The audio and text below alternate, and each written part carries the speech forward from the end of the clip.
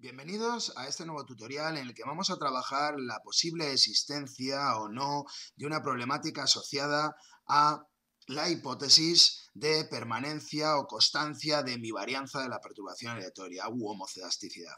La problemática es la heterocedasticidad y para ello nos vamos a servir de este modelo que vemos aquí, en el cual en mi salida original tendría una variable endógena en función de las dos exógenas x1 y x2. Vemos que hay algún problema aparente de significación, pero lo que voy a tratar de ver en este caso es la existencia o no de heterocedasticidad.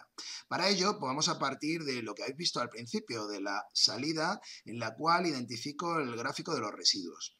Vemos que tengo dos zonas claramente, una en esta parte que tiene una longitud de onda que queda entre las bandas y otra a partir del año 99 diferente, mayor.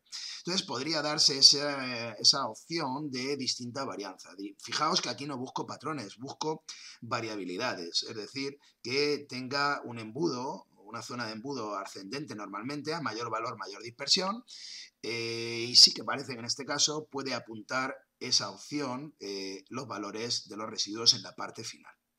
Pero bien, esto solo es un test gráfico y lo que me interesa ahora es trabajar otros tests. Primero voy a ver algunos de los que hemos subrayado en la teoría y después los identificados como más importantes y que este software EBIUS contiene. Bueno, el primero sería ver el gráfico de los residuos, pero ahora por forma de dato. Si yo veo las series, la X1 y la X2, vería en la X2 que tengo ascenso ordenado, está ordenada la variable, o sea, no tendría nada que hacer en cuanto a los residuos para ver si tienen problemas de X2. En la X1, sin embargo, sí que tengo un valor mayor que los anteriores, que es el del año 99, por lo tanto, debería ordenar el residuo para contar picos. Vamos a ver el test de picos y lo debería poner al final. Bien, si hago esto, si yo ahora me voy a los residuos, que los tengo aquí, pues veremos que el primer valor, el primer pico, sería este. Sin ordenar, es decir, para X2, el segundo valor, que es mayor que todos los anteriores, sería este otro, en el año 99, por tanto tendría dos picos. En principio, X2 no parece apuntar problemas de heterocedasticidad. Ahora bien, si el año 99 lo paso al final, el ordenamiento que me exige la variable X1, pues entonces la cosa cambia, porque tendría el del 88, luego tendría el del año 2000 con 14, que sería mayor que 12, tendría el del 2002, que sería 18 mayor que 12, y el último, que pasaría a ser siempre en valor absoluto, el del 99, que también sería pico porque sería mayor que 18, el 21. Por tanto, tendría 4 picos, lo cual ya sí que es indicativo de que probablemente tendría el problema de heterocedasticidad. Bien, pero esto sigo con la misma que antes, es un test prácticamente gráfico, ¿no? Entonces vamos a ahondar y vamos a ir al test de Goldfinch-Quandt.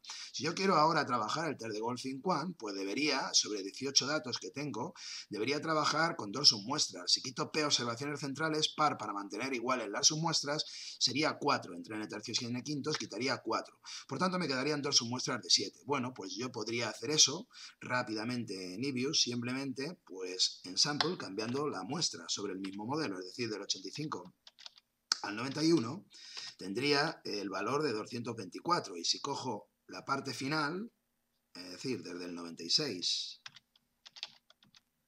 hasta el 2002, tendré las 7 últimas y tendré 187, perdón, 187 más pequeño, es decir, estoy viendo como que aunque aumentan las variables, resulta que la dispersión disminuye. Con lo cual ya es indicativo directamente, según este test, de que no tengo el problema. Pero si lo realizo, 187 entre 224, es decir, la segunda submuestra, el valor de la suma de los residuos al cuadrado partido de la suma de los residuos al cuadrado de la primera, que recuerdo que era 224, pues el test estaría por 0,8, siempre sería bastante inferior a la F de tablas, en este caso para 7 menos 3 grados de libertad sería 4,4, 4 por la primera submuestra y 4 por la segunda. Bien, obviamente no tendría el problema. Volvamos al modelo con el que estamos trabajando para seguir identificando los problemas, ahora ya desde la perspectiva de EBIUS con los tests más utilizados en la disciplina. Concretamente, trabajamos primero con el test de White. Test de White que por definición incluye los términos cruzados. Se los podría quitar simplemente clicando aquí. No va a ser el caso, no lo voy a hacer así, sino que voy a utilizar directamente el test completo, ¿no? Si le damos a esta opción, vemos aquí tenemos la regresión auxiliar y aquí los tests. Como veis, directamente el más utilizado es el de n por r cuadrado según h de 5 grados de libertad en este caso, ya que tengo 6 exógenas en la regresión auxiliar, menos el término independiente, 5, pues me da un p-valor por debajo de 0,05. Es decir, para este test no hay duda de que existe el problema de heterocelasticidad. Además, es un test que yo digo a la vez constructivo porque me permite orientar cuál es el esquema de heterocelasticidad aplicable. Si vemos en la significación, vemos que todas las variantes de x1, x1 al cuadrado y x1 por x2 son significativas, mientras que las de la x2 se quedan al filo de serlo, pero no lo son. Lo cual me indicaría que x1 es la variable que da, sí, que tiene enlazado el problema de heterocelasticidad. Digamos que de las dos parece la más problemática. Es decir, que en este caso además veo que la estructura, la de los residuos al cuadrado, depende de x1 al cuadrado, es decir, una relación directa entre x1 y los residuos que me indica que la forma de eliminarla pudiera ser ponderando por mínimos cuadrados generalizados o mínimos cuadrados ponderados, dividiendo todas y cada una de las variables por x1.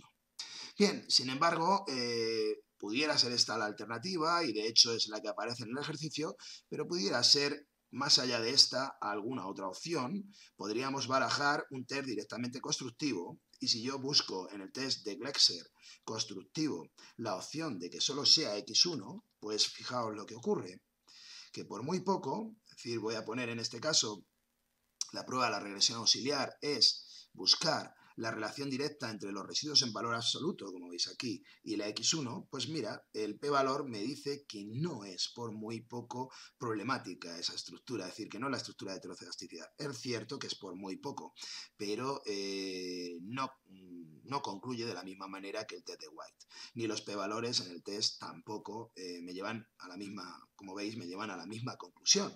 Por tanto, pudiera ser que esta aplicación pudiera realizarse o no necesariamente. Puedo probar otras combinaciones y puedo probar a eliminarlo dividiendo por el x1. Como veis, bueno, las pruebas serían directas. Yo lo que aconsejo es que si yo quiero dividir, pues simplemente me vaya a estimar aquí e indique en todas y cada una de las variables, c ya no estaría porque tendría x1 partido de x1, que sería c o 1, tendría que indicar el x2 dividido del x1 y la y dividido del x1 y por otro lado tendría 1 partido de x1, es decir, todas y cada una de las variables dividida por x1. Si lo hacéis, pues veréis que no es una alternativa. De hecho, y por ahí comencemos, el modelo no es mejorable en cuanto a significación. Por eso siempre primero hay que trabajar los modelos en cuanto a especificación y después a problemáticas. En este caso era para que nos sirviera de ejemplo y para ver cómo en algunos casos, pocos realmente, en cambio estructural, perdón, en un cambio estructural no identificado, quizá, o en alguna situación rara en cuanto a los datos. Ahora estamos viviendo una época de crisis, hemos vivido, y puede ser que la serie temporal pues provoque esos casos. Probablemente la serie temporal no lleva asociado un problema grave de heterocelasticidad. Bueno, esto más o menos es todo en cuanto a la identificación del problema. Y bien, seguiremos con nuevos tutoriales, pero con este cerramos un poco la identificación de la generalización o del estudio de un modelo en cuanto a sus problemáticas enlazadas con las hipótesis básicas consideradas en el modelo básico de regresión lineal. Esto es todo una vez más y nos despedimos hasta próximos vídeos.